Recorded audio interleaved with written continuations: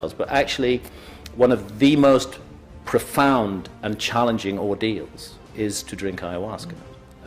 It is, in a way, the ultimate adventure.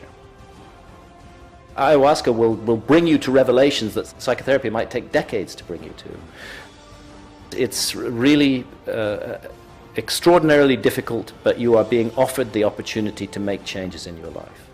And that is an incredibly valuable opportunity, because most often it's difficult to make changes because you simply don't see they're needed. Ayahuasca, sooner or later, she will show you what you need to do. Whether you do it, that's up to you, but she will show you. And then beyond that, there's the enchanted realm of vision.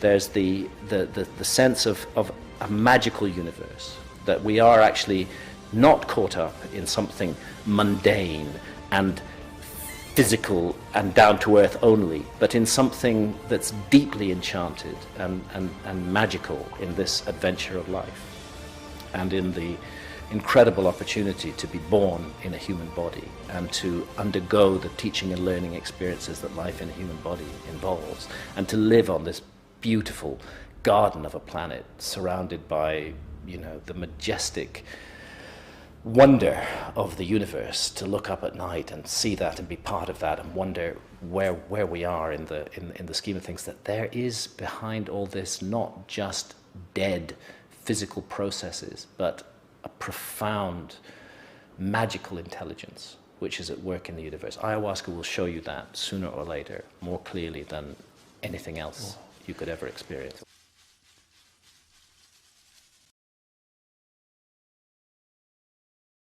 But after that book came out, people kept asking me what I knew about ayahuasca and addiction. I knew nothing. I never even heard about it.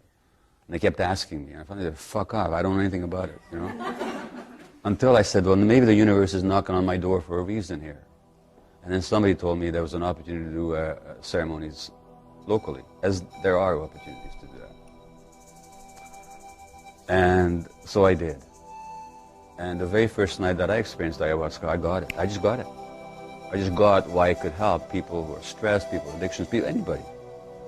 Just the way it opens you up, opens your heart, gives you connection and insight. And so I then decided to start working with it. But again, I don't lead the ceremonies. I'm not a shaman. I just help to prepare the participants for the ceremony and help them process and integrate their experience afterwards. So what I did is I added my therapeutic skills, however they may be, to the ceremonial process. So, and the ceremonial process is run by people, at least the people I work with, who are deeply steeped in the Shipibo Peruvian Amazon tradition. They chant in that language. Their teacher is a Shipibo native Indian from Peru, who comes up here sometime, by the way. And I participated in ceremonies with him a few weeks ago, along with one of my sons. And so that I just simply added what I knew to what they were already doing, but it's in a certain tradition that that is being respected, and it's very respectful. Now, there's some people who lead ceremonies who will bring the ayahuasca and they'll put on CD music. No chanting, no interactive, energetic work. Well, that's another way to do it, but the way I work with it is very much in with a respect for that tradition. Right. Well, we've added to that is the preparation and the processing afterwards. So people used to do ceremonies, like in the Amazon. Of course, it's a different situation. People are in a village, the shaman is known to them. In fact, for a long time, people didn't take the ayahuasca, only the shaman did. And he would then read people and tell them what they needed for their healing. But there's a culture around it. Now here in the North and the West, first of all, we're much more psychologically complicated. Secondly, we don't have the cultural context for it. So we've attempted to do with these retreats to create some kind of at least a temporary context, where people are not just going to a strange experience unprepared, but there's some processing before and of course intense processing afterwards. And that along with what the plant does is what makes it so powerful. By the way, I should say not just what the plant does. It's not like go home and drink this and you'll be fine. It really is a context, a sacred context, and I can't emphasize that too much.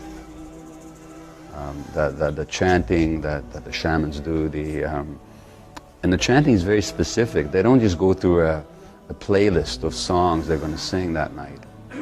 When they sing a particular song depends on what somebody else is going through. And they'll chant whatever is appropriate for them at that moment. Everybody else hears the chants and benefits from it, but it's very specific, so it's very spontaneous, and it's very direct, and it's very responsive to people's actual experience. And some chants will make you throw up, and other chants may give you more of a sense of peace. So it's not like here's a drug that'll do something for you. It really is a sacred thing that if it's not honored, I think people lose out a lot.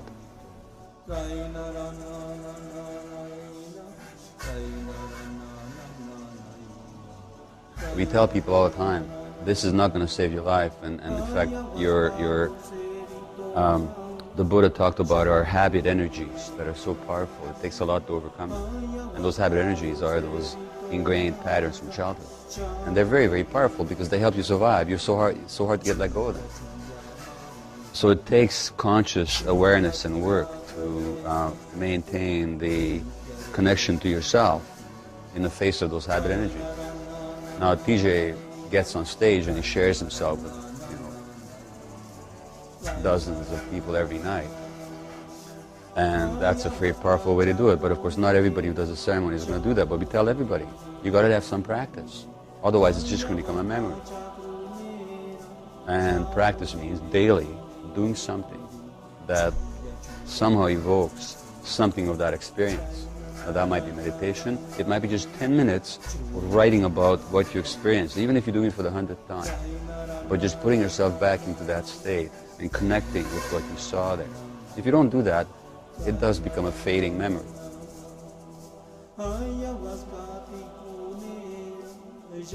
There's the second question about, do you have to believe in spirits? I don't. The shamans I work with, and by the way, they wouldn't call themselves shamans. They would say they're ayahuasqueros, they're learning, But I think they are shamans. They don't think of themselves that way. They think we're shamans, something much more wiser than they feel themselves to be. But they work with people, and they'll say, and I saw a devil standing over there, and I worked really hard to get rid of that devil. I said, Dave, devil, what the fuck are you talking about? I mean, they see things in the dark. And by the way, they see things in the dark. I don't. They read people's energies in the dark. They know what somebody's going through from across the room. They're trained to be that sensitive during the ceremony. And sometimes they see angels, and sometimes they see devils, and they see spirits. And I don't. And so I always interpret those phenomena in psychological terms. But I'm quite willing to allow them their interpretation. So I don't have to accept or understand that maybe someday I'll see devils, I don't know, but if I do, I do. If I don't, I don't. But I also don't have to resist their particular experience. I don't have to argue about it. I don't have to dismiss it in my mind. I just, okay, if that's how you see it, that's great, because it's certainly helping you help that person over there. So I don't think it takes that kind of belief to get benefit from the experience. Do you have any theory as to why it has a different effect on people, even though you're drinking the same tea, and why it's different, the next night than it was the night before? You weren't the same person the second night you did it as you were the first night. You were not the same person. And as to why, everybody's brain is different, everybody's life experience is different, everybody's physiology is different, everybody's metabolism is different in terms of how they metabolize the plant. And people are at different stages of their lives, so why would they have the same experience? It'd be, it'd be unusual if they did. But if we were all drinking whiskey, it wouldn't be quite so varied. Well, whiskey is, they call it a spirit, don't they? People that work with alcohol and they have in spiritual ways, they might have it differently. But why do people drink whiskey? They don't do it to have a conscious, aware experience. They do it for just the opposite. So I think it depends on the intention and the context.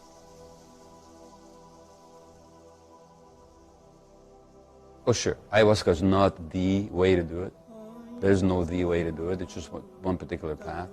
It's available to a relatively small number of people. I do retreats without ayahuasca. Now, the experience will not be as intense, but I've seen a lot of transformational. In fact, people even have had spiritual experiences sometimes, very rarely. But a friend of mine leads transformational enlightenment retreats, where people come to similar realizations. So there's lots of ways to get there, and the plant is just one of them. There's nothing unique about that from that point of view. And it would be wrong to think that, and actually, if people can get there without the plant, even so much the better, in a certain way.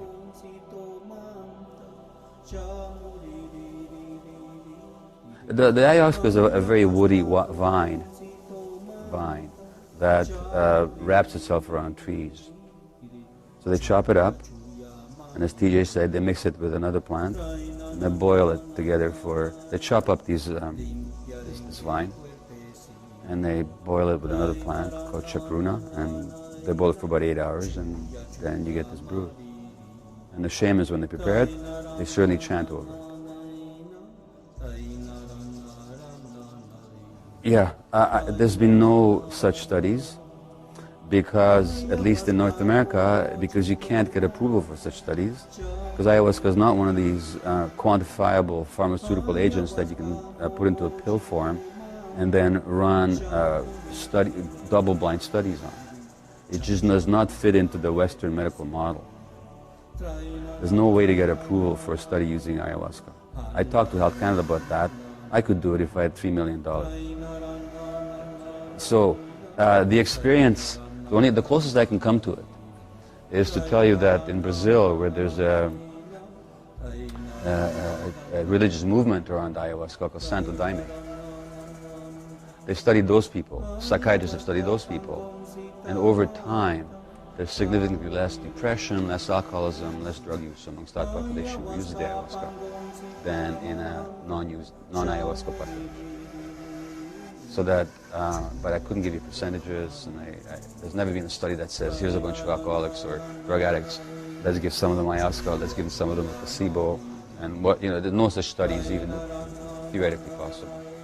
All I can tell you is that in my experience, there have been people Cynthia, who'll be here one of these nights, would still be living in a hotel if she would still be alive, if she hadn't come to one of our ceremonies. And there are people who have healed from sexual addictions, behavior addictions, bulimia, and so on.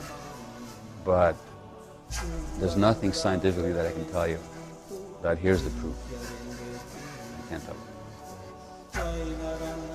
Well, first of all, I need to say that it's not for everybody, and we go through a screening process to make sure that people whom it might be inappropriate don't participate. So if you've had psychotic episodes or manic episodes, I don't want to take the responsibility of leading you through a ceremony. I would, if I could be with you for the next 3 months and really look after you afterwards. But there's not that option. So that's the first thing. You can develop an unhealthy relationship to anything. Nobody's going to get addicted to the substance. I mean, why would anybody get addicted to something that makes you puke and really doesn't make you feel good at all? I mean, there's just nothing attractive about it. And it's not that you can guarantee that, some people, if they drink, they're going to have a certain predictable experience. Nobody has a predictable experience. So I don't see any addiction potential there.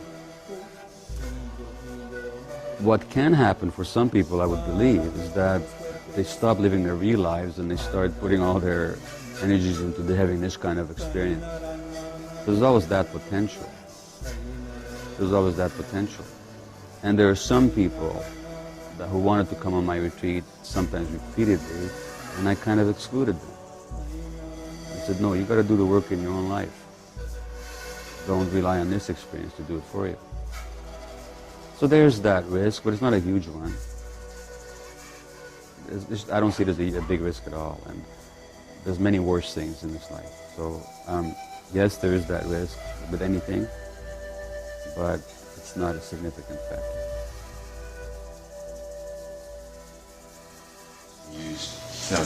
It's hard to know how far it goes back. There are some ancient carvings that indicate that it might have been used maybe even a couple of thousand years ago. But nobody knows for sure. As far as I know, nobody knows for sure. The original uses would not have been necessarily therapeutic ones. There's almost always plants were used in ceremonial, ritual, spiritual context to connect people more to creation and to creator, however that was conceived. So its original uses would have been more in that spiritual, ceremonial sense. And at some point, the shamans began to use it, healing. They would, the medicine men, the medicine women. Again, not necessarily the individual would take the plant, but the shaman would. And then they would guide the other person through whatever healing needed to happen. So I think the healing use is probably secondary or an offshoot, and the original use was probably a spiritual, ceremonial.